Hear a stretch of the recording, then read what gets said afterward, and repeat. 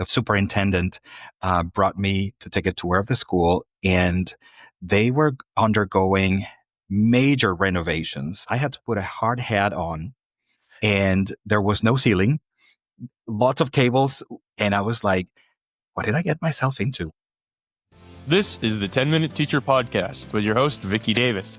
Today, we're honored to have with us Carlos Ramirez, the principal of Randolph Elementary School in Arlington, Virginia, and recently named Principal of the Year by the Association of Latino Administrators and Superintendents. So tell us the story of what happened at Randolph Elementary School as you became the principal. So when I became a principal, that was back in 2018 here at Randolph. It was a great opportunity for me.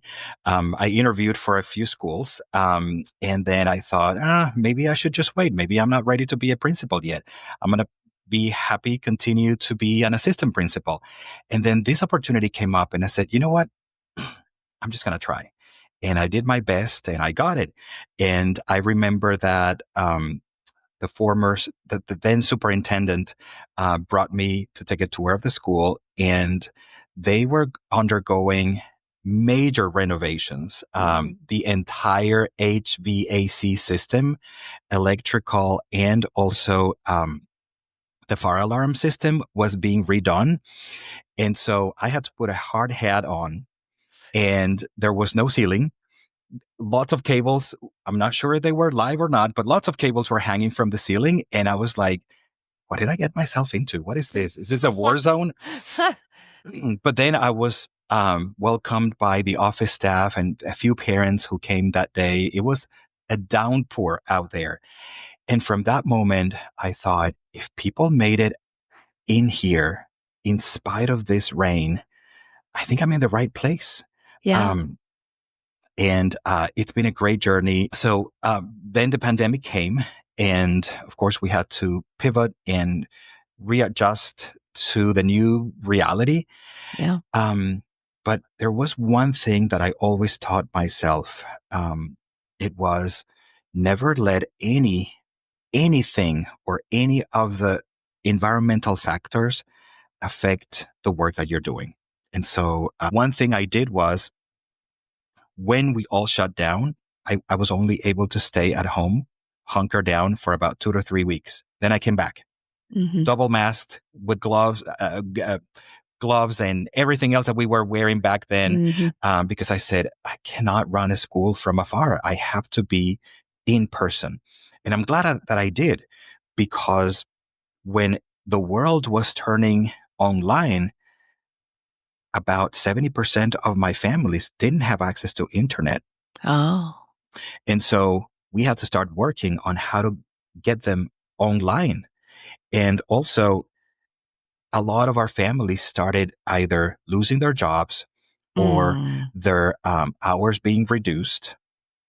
And so a lot of people started struggling, and there was a lot of food insecurity at that time. So we talked to the PTA, and the PTA, as amazing as they are, they were able to put together a food pantry. We knocked on many doors, and we made it happen with social distancing in place and everything. And then just the first time that we ran the outdoor food pantry, we had about 300 families come through the line. That's how much people were struggling back then. Wow. And then we made that a weekly event. Sometimes we had to do it indoors, depending on whether or not the weather was cooperating.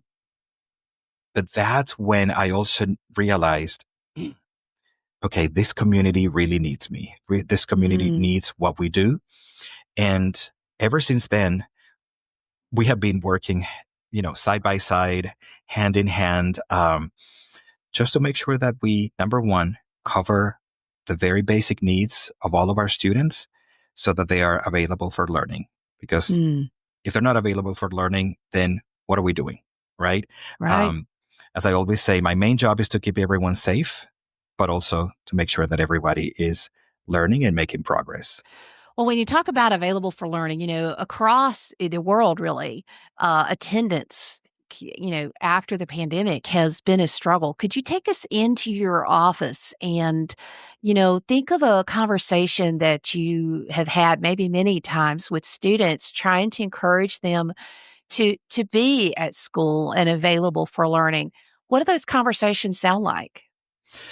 The conversations sound very differently depending on the age of the student, right? If we're talking about a kindergartner, it's just about saying, hey, we missed you yesterday. Where were you?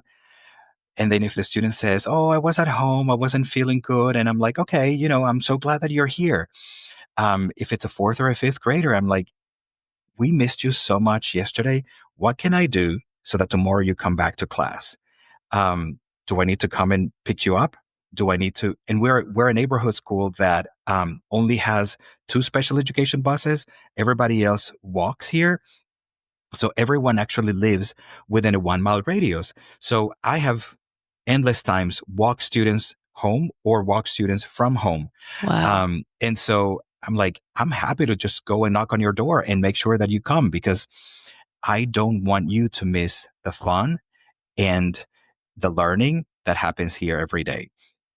And so, of course, in elementary, you also have to work with parents, right? You have to make sure that you approach these conversations from the point of view of, I want to help you and I want to help your child. I never want the conversations to sound accusatory. Yeah. I want the conversations to sound inviting so that everyone understands, hey, this is what's best for your child. How can I help you get your child here on time so that you can focus on work and everything else that you do every day, and that we can focus on educating your child, because we want the best for them. So one of the things about you that you read is that you do work hard to include everyone in your school. Is there one memory that kind of epitomizes like what it means to include everyone and kind of what you represent? Yes.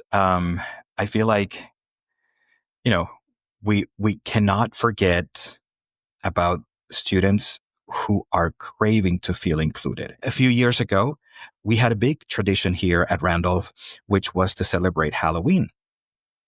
And when I took over, it was a big thing. Kids would wear costumes. We would have a Halloween parade outside on the street. And then year after year, I started seeing that more and more kids were in the library because their parents were not allowing them to participate. And then I started to get worried about the fact that I wasn't being very inclusive. And so I decided to turn all of that around and say, I understand that not every culture and religion observes or celebrates Halloween. As a school, we're going to pivot our tradition. And instead of celebrating Halloween, let's make it more meaningful. So we created something called a walk to end homelessness. So we partnered with an organization here in Arlington that supports unhoused persons. And we started a coin fundraiser. We're a Title I school, so I didn't want kids to feel pressure to bring dollar bills or even $5 bills or 20, just a coin or a few coins, whatever spare change is around the house that parents, of course, let them bring to school. And after about a month of coin collection, we were able to put together all of that. It was, I think the first year was about $1,000. And then instead of dressing up in a costume, we just paraded around the school. We got the Wakefield marching band to cheer us up. And it was to celebrate the fact that we had raised $1,700.